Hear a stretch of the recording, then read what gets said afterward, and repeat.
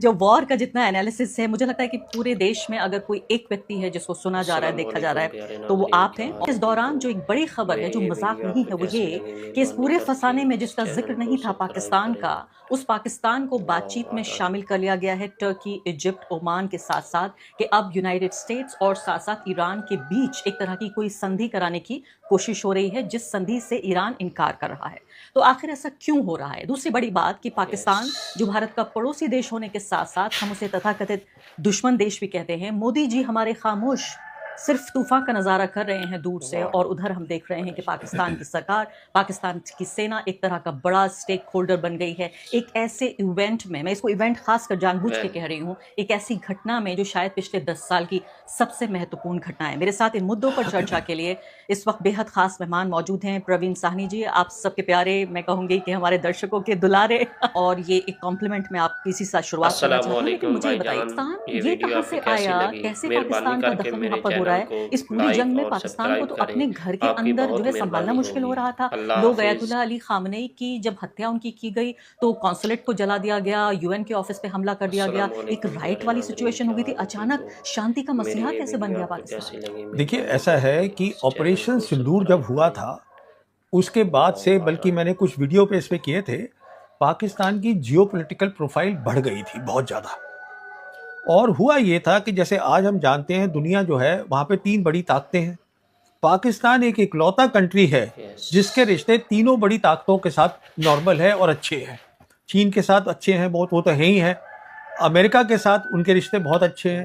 آپ دیکھیے گا کہ امریکہ کی جو US کانگریس رپورٹ آئی تھی لاسٹ ایئر نومبر کی، اس میں صاف لکھا تھا جو 4 دن کی جنگ ہوئی ہے ہندوستان اور پاکستان کے بیچ میں، اس میں پاکستان کی فوج نے اچھا کام کیا ہے۔ دیکھا میں نے رپورٹ، اور ساتھ میں پھر وہ بتاتے رہے، پریزیڈنٹ ٹرمپ بھی خوش رہے کہ میں نے سیز فائر کرایا تھا، اور اس کو کریڈٹ بھی دے رہے تھے تو وہ بھی بڑے خوش ہیں۔ انہوں نے بھی ایک رول دے دیا تھا ان کو ویسٹ ایشیا کے اندر جہاں بھی جنگ چل رہی ہے۔ اچھا، رشیا بھی ان کے ساتھ کلوز ریلیشن کرنا چاہتا ہے۔ کہنے کا مطلب یہ ہے کہ تینوں بڑی طاقتیں ان کے ساتھ ان کے رشتے بہت اچھے ہیں۔ اور پھر جیسے ہم جانتے ہیں پچھلے سال انہوں نے ایک سندھی کری تھی سعودی عربیہ کے ساتھ، which is the strategic defense partnership agreement that they had done with the Saudis۔ اچھا، اس کے بعد کیا ہے، یہ انہوں نے شروع سے تال میل رکھا۔ 28 فروری کو جب جنگ شروع ہوئی ہے تو army chief field marshal Asif Munir, prime minister ان کا اور ودیش منتری، وہ تال میل رکھ رہے تھے ایران کے ساتھ بھی، اور سعودیز کے ساتھ تو ہے ہی، باقی اور طاقتوں کے ساتھ بھی۔ یہ جو 4 طاقتیں اکٹھی ہو گئیں جو کہ اس میں شامل ہیں آپ کے ایجپٹ ہیں، ایجپٹ عرب لیگ کا وہ اکٹھا کر سکتے ہیں، پھر عمان ہے وہ GCC کنٹریز کے ہیں، پھر ٹرکی ہیں ان کی اپنی ایمبیشن ہے پر وہ خلاف ہیں اسرائیل کے، اور پھر پاکستان ہے، یہ چاروں ہو گئے۔ پھر آپ دیکھیے گا کہ سنڈے کو خبر آئی 22 مارچ کو کہ آصف منیر کی بات ٹیلی فون پہ ٹرمپ سے ہو گئی۔ اس کے بعد 2 دن کے بعد 24 کو مودی جی کی ہوئی ہے، اس کے بعد نہیں مودی جی کی ہوئی ہے، نہیں وہ الگ ہے، پہلے یہ کہانی ختم کر لیں۔ تو یہ کہانی کیا ہے، انہوں نے ری ٹویٹ کیا، ہاں اس کے بعد کیا ہوا، 2 دن کے بعد جو ان کے پردھان منتری ہیں انہوں نے لکھ دیا کہ اگر تیار ہیں ایران اور امریکہ تو ہم اپنی جو ہے Pakistan can be the host country, یہاں بات چیت ہو سکتی ہے، اور 1 گھنٹے کے اندر ڈونلڈ ٹرمپ نے اس کو ری ٹویٹ کر دیا۔ تو یہ چیزیں شروع ہوئی ہیں آپریشن سندور کے بعد۔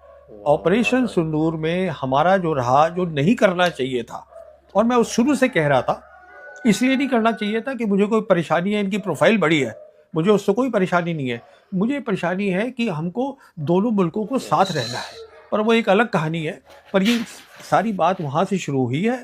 اچھا، پھر ایک تو ان کی تینوں بڑی طاقتوں کے ساتھ رشتہ اچھا ہے، ساتھ میں کیا ہے، سیکیورٹی کی بات ہے کہ اگر ایران کی ٹیم آتی ہے نیگوسیشن کے لیے تو وہ کہیں جنیوا تو جا نہیں سکتی، یہ لینڈ بارڈر ہے، یہاں سے گئے اپنا پہنچ گئے پاکستان اور ایران کا ایک وہ بھی ملتا ہے کنیکشن، ان کا بارڈر بھی ملتا ہے۔ تو کہنے کا مطلب یہ ہے کہ یہ بیسٹ جگہ تھی دونوں لحاظ سے اگر آپ دیکھیں۔ جی ہاں، اور ملیشیا کے پردھان منتری نے بھی باقاعدہ ان کو کوٹ ٹویٹ کرتے ہوئے کہا ہے کہ ہم نے ان کے پردھان منتری کا بیان سنا ہے اور میں اس کو سپورٹ کرتا ہوں۔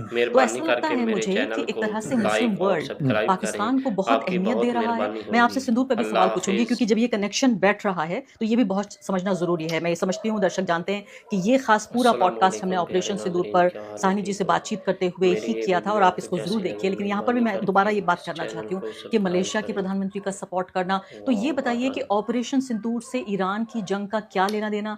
आपने एक बार ये कनेक्शन बताया था कि ऑपरेशन सिंदूर नहीं होता तो सऊदी अरब के साथ ये डील नहीं होती और सऊदी अरब और पाकिस्तान इतने नज़दीक नहीं आते।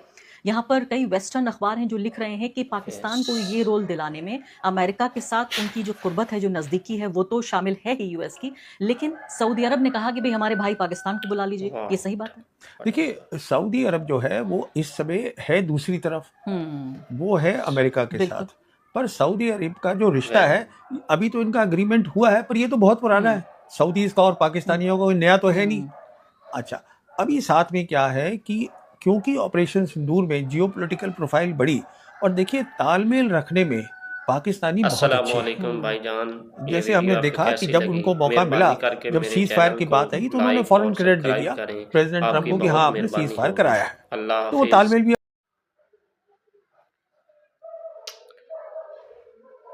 अस्सलामुअलैकुम प्यारे नाजरीन, क्या हाल है? ठीक हो? मेरी ये वीडियो आपको कैसी लगी? मेहरबानी करके इस चैनल को सब्सक्राइब करें। वाह, व्हाट